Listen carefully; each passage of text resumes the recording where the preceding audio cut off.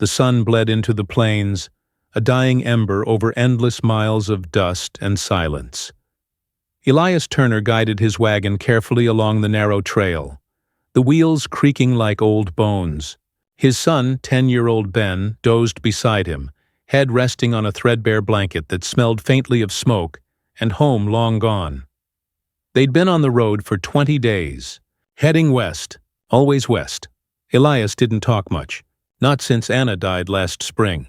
He'd buried her under a willow near the river, marked the grave with a stone, and promised her he'd find a place where Ben could grow without the ghosts that haunted the valley. So he drove, and the boy slept, and the wind told stories only the land could understand. The trail bent toward a ravine, shallow but steep enough to make him slow the horses. That's when he saw her. A lone figure beside a broken wagon, the right wheel snapped, the canvas torn. A woman, maybe late 20s, maybe younger if life hadn't been so unkind. She was kneeling by a mule that lay still in the dirt, her hands shaking as she tried to cut the harness free. Elias stopped the wagon and watched for a long moment. He could see from here that her dress was torn, her sleeves rolled up, arms streaked with dirt and blood. The air around her shimmered with heat and stubbornness. "Stay put, Ben," he said softly, climbing down. The boy blinked awake, rubbing his eyes. "Someone hurt, Pa?" "Looks that way." He approached carefully. She heard his boots crunch on the gravel and turned, eyes wide and wild. "Don't come closer," she said, voice hoarse from thirst. Elias raised both hands, slow and calm. "Ain't looking for trouble, ma'am." "I don't need help." "Seems your mule does." Her jaw tightened. He saw it then. Pride, fear, exhaustion, all mixed in her face like a storm that had forgotten how to end. The mule gave one final shudder and went still. She froze, knife halfway raised, then let it fall to the ground. The sound it made was small, final.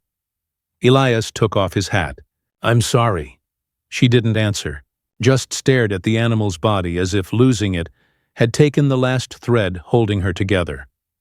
"What happened?" "Wheel cracked yesterday," she said flatly. "Been trying to fix it since dawn. Mule stumbled half an hour ago. Guess the gods are laughing again." He nodded toward the broken wheel. "You traveling alone?" "I was." "You got supplies?" "Enough," she lied. He could see the empty sack behind her.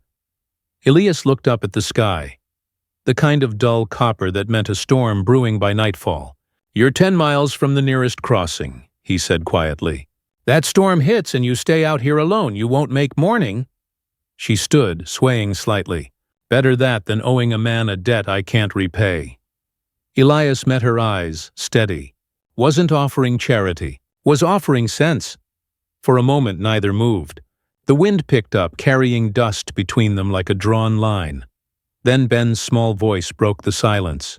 "Papa, is she gonna come with us?" The woman's gaze flicked to the boy. For the first time, something softened. "Your boy," she said quietly. Elias nodded. "He shouldn't be out here." "That's why we keep moving."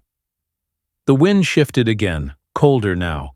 Elias watched her face, saw the tremor in her hands. "Come with us till the storm passes," he said finally. "You can ride in back. No strings." She hesitated, eyes darting to the sky, to the mule, to her broken wagon. Then she exhaled sharply, a sound of surrender disguised as anger.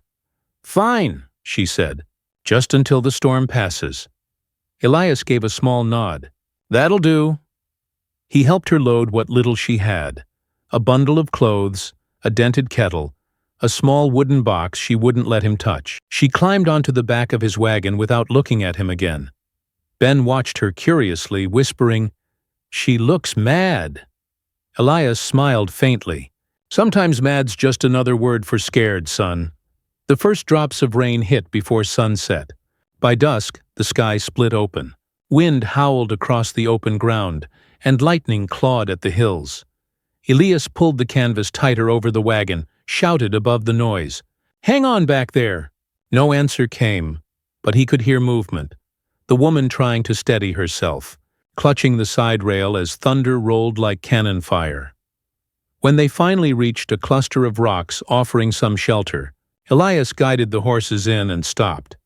"Ben, stay under the canvas," he said, then jumped down, fighting the wind. The woman was struggling to tie down her bundle, hair plastered to her face with rain. He grabbed the rope from her hands. "You'll freeze out here! Don't touch my things!" she shouted back. Another flash of lightning lit her face. Fierce, terrified, beautiful in that raw way pain carves people into truth. "I ain't trying to touch your things," Elias said. "Just trying to keep you alive. I didn't ask you to. And I didn't wait for permission." She stared at him through the rain, something shifting behind her eyes. The fight drained a little. "Fine," she muttered. "Do what you have to." By the time they got the ropes secured and the horses calmed, both were soaked to the bone. Inside, Ben had fallen asleep again, small and peaceful despite the storm. Elias climbed in, shaking off water. The woman sat rigid on the far end, staring out the flap. "Got a name?" he asked quietly. "Lydia," she said after a pause. "Lydia Monroe. Elias Turner." She gave a faint nod, then turned away again. The night stretched long. Wind moaned through the rocks, the kind of sound that made you believe in ghosts. Elias dozed in fits, waking each time the wagon creaked. Once he caught her watching Ben. Not with suspicion, but something gentler. Longing, maybe. Or memory. When morning came, the storm had moved east. The air was sharp, the world scrubbed clean and quiet. Lydia stepped out first, boots crunching on wet earth. She looked pale, worn, but alive. Elias joined her. "You get any sleep?" "Enough." He followed her gaze to the horizon, empty land stretching forever. "You planning to go back for your wagon?" She shook her head. "What's left there isn't worth dying for." Ben climbed out, yawning. "Morning, miss." Lydia's lips twitched. "Morning, Ben." They ate what little breakfast they had. Stale bread, dried apple. Lydia took only a small piece, though her hands trembled with hunger. Elias noticed. "There's enough." "Not for me." "For everyone," he said. "Eat." She hesitated, then took a bite, eyes flicking toward him like she expected judgment. He gave none. By midday, the sky cleared, and they moved on. The trail wound through low canyons and scattered pine. Elias noticed how Lydia kept glancing back, as if something behind her might still follow. When he asked, she said nothing. Near dusk, Ben spotted smoke in the distance. "Campfire, Pa?" Elias squinted. "Looks that way. Maybe we can stop there? Maybe?" They approached slow. The fire was small, sheltered behind an outcrop. No wagon, no horses. Just a circle of stones, and an old man sitting beside the flames, coat patched, beard white as frost. He raised a hand in greeting. "Evenin'." Elias nodded back. "Evenin', sir." The man's eyes lingered on Lydia. Something like recognition flickered, then vanished. "You folks passing through?" he asked. "Headed west," Elias said. "Storm caught us last night." The old man poked the fire. "You're lucky to be standin'. That storm took 2 wagons I saw earlier. River rose fast." Lydia stiffened. Elias noticed. "You seen anyone else out here?" she asked quickly. The old man shook his head. "No one you'd want to meet. A pair of bounty men rode past 2 days ago, asking questions about a woman traveling alone. Said she stole something that wasn't hers." Silence fell heavy. Elias felt her breath catch beside him. The old man looked up, studying her closer. "You look familiar, miss. Can't place it, though." Elias stepped between them slightly. "We best move on before dark." The man nodded, eyes narrowing with quiet suspicion. "Safe travels, then." They rode on without a word. The sun dipped low, shadows stretching long and thin. After a while, Elias spoke softly. "You want to tell me who's chasing you?" Lydia's hands clenched in her lap. "No." "Fair enough." She looked at him sharply. "You don't even want to know? I've learned not every truth needs prying. People talk when they're ready."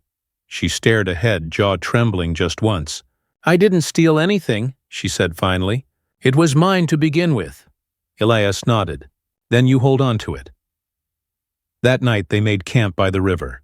Ben slept early, curled under a blanket. Elias sat by the fire mending a strap. Lydia sat across, eyes reflecting flame. You shouldn't have stopped for me, she said quietly. Would have been wrong not to.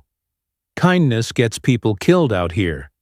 Maybe, he said, but cruelty kills the soul first. For a moment, neither spoke.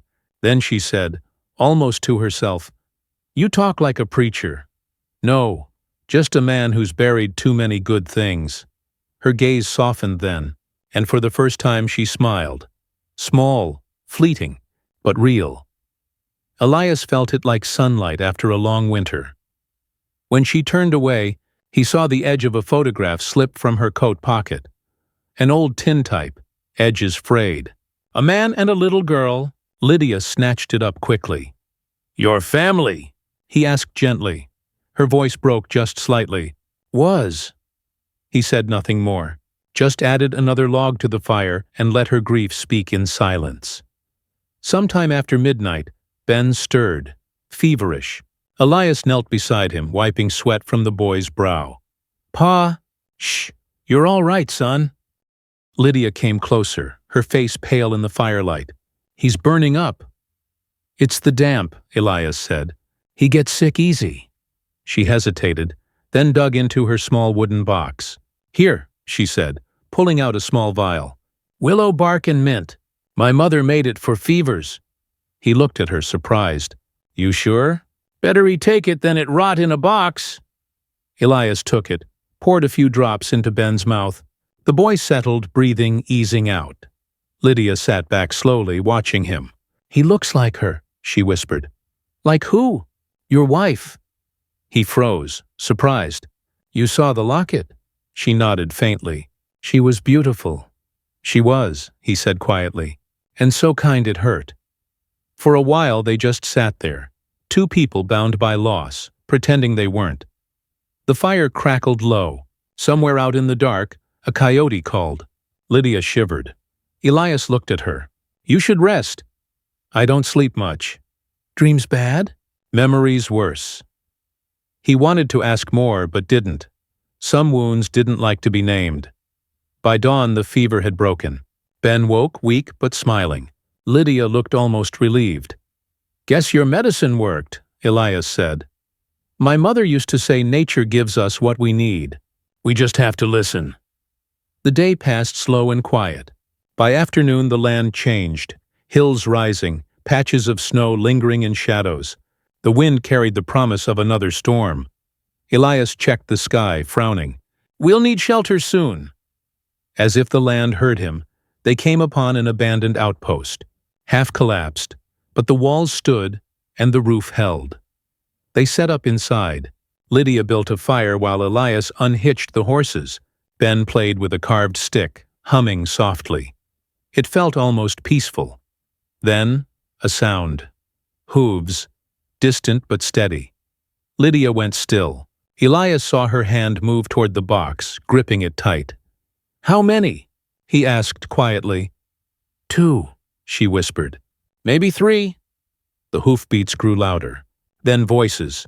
She can't be far, one man shouted. Tracks lead right to the creek. Lydia's eyes met his. Wild again. Desperate. They found me, she breathed. Elias stood, heart steady but cold. Ben, he said softly, stay behind the wall. The boy obeyed instantly, clutching the blanket. Lydia's voice shook. You don't understand. If they find me here, they'll... I understand, Elias said. Get behind the crates. The riders came into view, 3 of them, rough men with rifles slung low. Their leader, a tall man with a scar across his cheek, dismounted and kicked open the outpost door. Elias was waiting. Well now, the man said, grinning. Didn't expect company. Storm's coming, Elias said evenly. You'll want shelter same as us. Maybe, the man said, eyes scanning the room. But I ain't out here for comfort. Looking for a woman. Small dark hair, quick temper. You seen anyone like that? Elias held his gaze. Can't say that I have. The man stepped closer. Funny thing, her wagon broke near here yesterday. Word is she took something valuable. I get paid to find it. Lydia stayed hidden, breath silent. Elias didn't blink. Ain't my business what strangers do. The man studied him for a long moment. Then he smirked. You look like a decent fella. Shame if I had to search this place. Elias's jaw tightened. You'll find nothing worth dying for. A beat of silence. The wind howled through the cracks. Then the man laughed, a harsh sound. Suit yourself. He turned to his men. Mount up. We'll check the ridge. When their hoofbeats faded, Lydia exhaled sharply and sank to the floor. Her hands shook. Elias knelt beside her. They gone. For now, she whispered. They won't stop. Elias looked at her, at the box she clutched. What's in there? Why? She hesitated, then opened it just enough for him to see. A small bundle wrapped in cloth, a silver locket, and a folded document bearing a seal. It's a deed, she said softly. My father's land. They killed him for it. Elias's throat tightened. You've been running since? She nodded. 3 weeks. He looked toward the door, then back at her. You're not running anymore. She blinked. What do you mean? Why, I mean you're safe here tonight. And tomorrow, we'll figure the rest out. Her eyes filled with something she hadn't allowed herself in a long time. Hope. Outside, snow began to fall again, soft and slow, covering the tracks the bounty men left behind. Inside, 3 souls sat by the fire, the widower, his boy, and the woman who refused to die quiet. The night held its breath. And for the first time in a long time, Elias Turner did too. The snow fell harder through the night. By dawn, the outpost looked like a ghost buried halfway in white. Elias stirred the embers and added kindling until the fire caught again. The warmth crawled slow across the small room, chasing the cold from the corners. Lydia sat awake already, back against the wall, the wooden box in her lap. Her eyes were hollow, fixed on the flames like she was afraid they might disappear. You didn't sleep, Elias said quietly. I don't anymore. You will, he said. Eventually. Ben snored softly under the blanket. Outside, the wind had eased, leaving only the creak of snow shifting off the roof. Elias poured her a tin cup of coffee, black and bitter. She accepted it without a word. What you plan to do when you reach safety? He asked. Find the nearest land office, she said. File my father's deed before they can. That's a long way west. Then I best keep moving.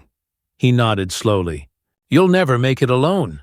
Not with men like that tracking you. Her eyes flicked up, wary. And you plan to stop them? If it comes to that. Why? Elias took a slow breath. Because my boy deserves to see what decent looks like. And because I couldn't save my wife. But maybe I can keep someone else from being buried by the same world. For the first time, Lydia didn't look away. There was something fierce and fragile in her gaze, like a wound that had forgotten how to close. By midday, they hitched the horses again. The trail was heavy with snow, but the storm had passed.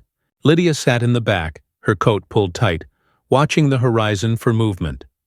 Ben hummed quietly beside his father, tracing shapes on the fogged glass of the lantern.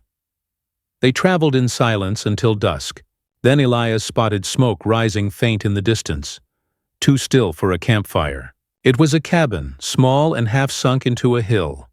Abandoned, maybe, he said. Or occupied, Lydia muttered. When they reached it, the door hung open. Inside, dust, cobwebs, and a broken table. But the roof held, and the fireplace was clean enough to use. Elias set up camp. Lydia fetched snow to melt for water. Ben helped as best he could, proud to carry kindling in small arms that wanted to be useful.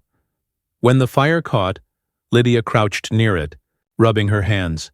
This place feels wrong, she said softly. Elias looked around, a forgotten chair, an old rifle rusted to the wall. Empty places always do. That night, the air froze sharp enough to burn the lungs. They slept close to the fire, Ben between them, safe under blankets. For hours, Lydia lay awake, listening to the wind howl through the cracks, the steady breathing of the child, the quiet strength of the man beside her. She wondered what kind of life he'd had before loss became his language. In the dark, Elias whispered, "You still awake?" "Yeah." He paused. "You said those men killed your father. You ever see them do it?" "No," she said, "but I saw what they left behind." Her voice broke, small and raw. "They burned the house. Said he owed money. Said the deed belonged to the company. I found him the next morning, half buried in ash." Silence held for a long time. Then Elias said quietly, "You did right to run." "I ran because I was scared." He turned his head toward her. "Running from evil ain't fear. It's survival." The firelight flickered across her face, softening the lines carved there by grief. For a heartbeat, she looked almost peaceful. Morning came cold and blue. Elias woke early, stepped outside to check the horses, and stopped. Tracks. Fresh ones. Not theirs. He came back fast. "We've got company," he said, voice low. Lydia's eyes widened. "How close?" "Maybe a mile. Maybe less." She gripped the box, breathing hard. "They found me again." Elias moved to the window, watching the tree line. "Then we don't wait for them." They packed fast. Ben didn't ask questions. He'd learned silence was safety. Lydia climbed onto the wagon, the box hidden under her skirts. Elias took the reins, driving the horses hard westward. The snow made the trail treacherous. The wagon skidded once, nearly tipping, but he kept them steady. Behind them, faint shouts carried on the wind. "Pa, someone's coming!" Ben cried.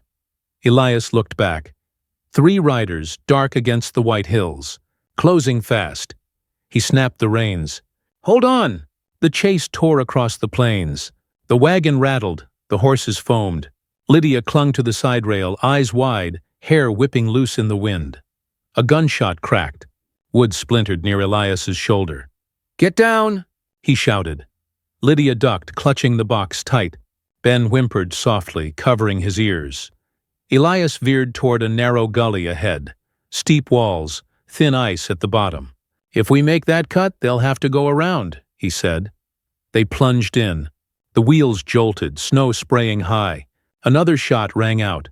One of the horses stumbled but kept going. When they reached the far side, Elias pulled hard, forcing the wagon into a stand of pines. He jumped down. "Out, both of you."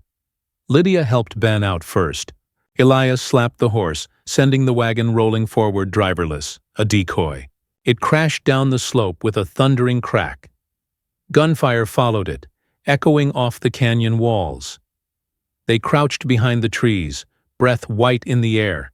Lydia clutched the box, whispering, "They won't stop." "Then neither will I," Elias said. He waited until the riders came into view. Cautious now, rifles drawn. Elias aimed the old carbine he'd salvaged from the cabin, braced it against the tree. The first man rounded the bend, scarred cheek, same as before. Elias fired once. The man dropped, horse rearing wild. The other 2 scattered, one circling wide, the other firing blindly into the trees. "Run!" Elias hissed. "Take Ben. Head north till you hit the ridge." "I won't leave you." "Not asking permission." She hesitated only a second before grabbing Ben's hand and running. Snow swallowed their steps fast. Elias reloaded. Another shot cracked past his ear. He ducked, rolled, fired again, hit a saddle strap. The rider tumbled off, disappearing into the drift. The last man turned his horse and fled. Elias waited, breath ragged, listening for any sound. Only the wind answered. He limped toward where Lydia had gone, scanning the ground. It took half an hour to find them, huddled in a hollow, Ben crying quietly, Lydia's hands red from cold. "You hurt?" he asked. She shook her head. "You?" He looked at his sleeve, blood seeping through the fabric. "Grazed. Nothing worse." Lydia stared at him, voice trembling. "You could have died." "Been close before," he said softly. "Still here." She sank to her knees, exhausted. "I can't keep running like this. I can't keep asking people to pay my debts." Elias crouched beside her. "You're not asking. I'm choosing." Something inside her broke then, not in pain, but release. Tears came silent, one by one, cutting clean paths down her dirty cheeks.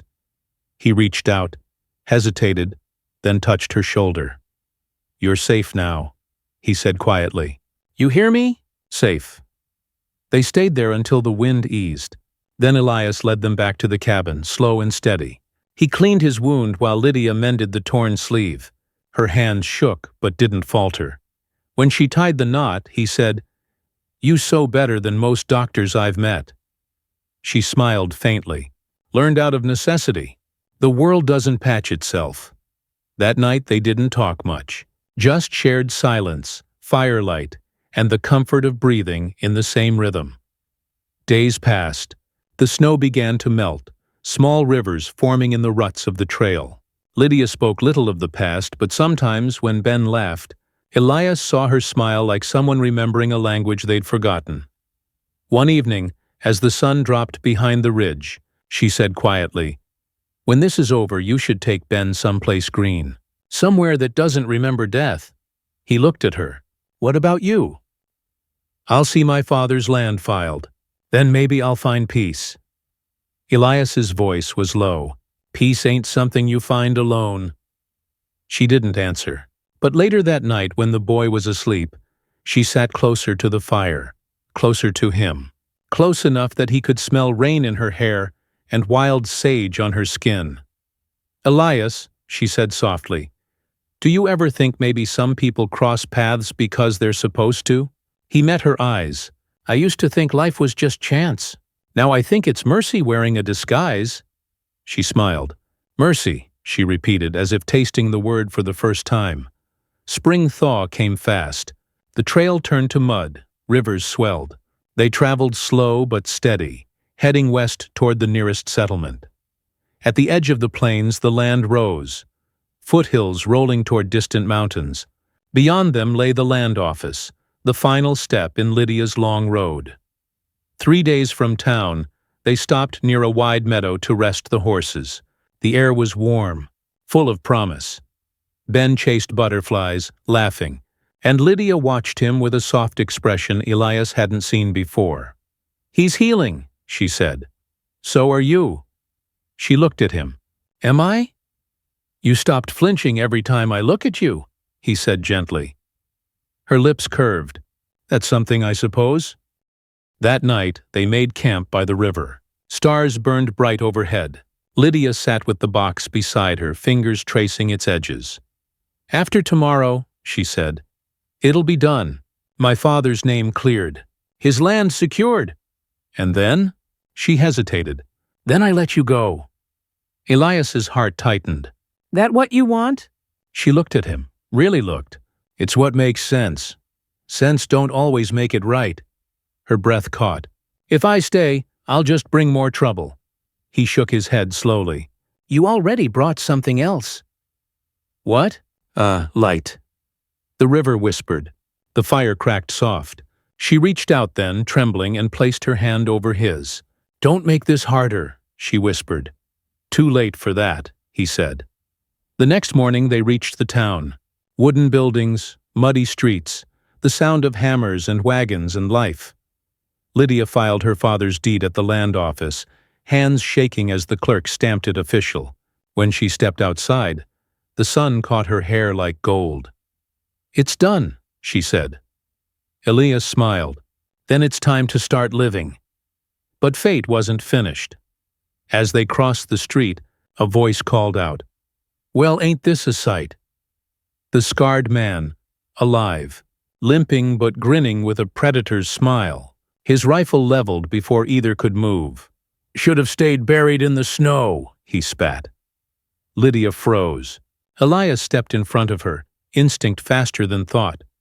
The shot echoed like thunder. Elias staggered, blood blooming across his chest. Lydia screamed, catching him before he fell. The man took a step forward. Then another gunshot split the air. He jerked back, eyes wide, and fell into the mud. Lydia turned. The sheriff stood at the corner, smoking gun in hand. Been tracking that bastard 3 months, he said. Looks like I'm finally done. She barely heard him. Elias was on the ground, breathing ragged. Stay with me, she whispered, pressing her hands to the wound. Please. He tried to smile. Ben, tell him to remember kindness. Don't you dare talk like that, she said fiercely. You're not dying here. He looked at her, eyes soft. Too late for that, ma'am, he whispered, and then went still. The world blurred. The noise faded. Lydia held him until the sun sank, until the sheriff touched her shoulder and said quietly, He saved you. She nodded, tears falling silently. He always did. They buried him on the hill overlooking the river. Ben placed a small wooden cross. Lydia stood beside him, the shawl she'd sewn from his coat draped around her shoulders. Weeks passed. The land turned green again. The cabin Elias dreamed of was built near the meadow, the one where Ben had laughed among butterflies. Lydia worked the soil, planted seeds, tended horses. She kept his rifle above the hearth and his hat by the door.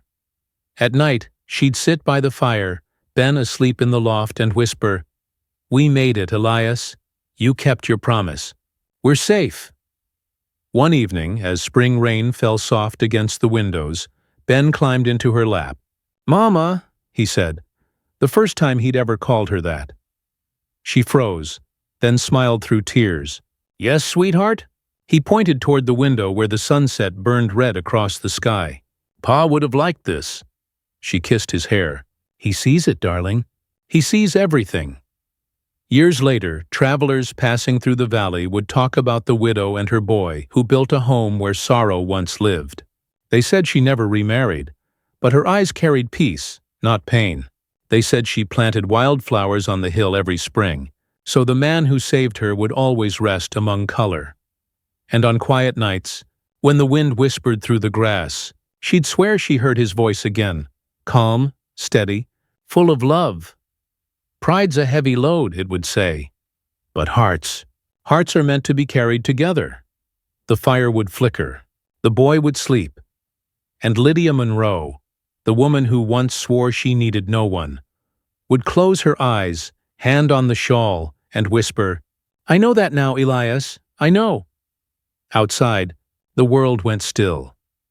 Inside, peace finally found its place. Because some stories don't end with goodbye. They end with home.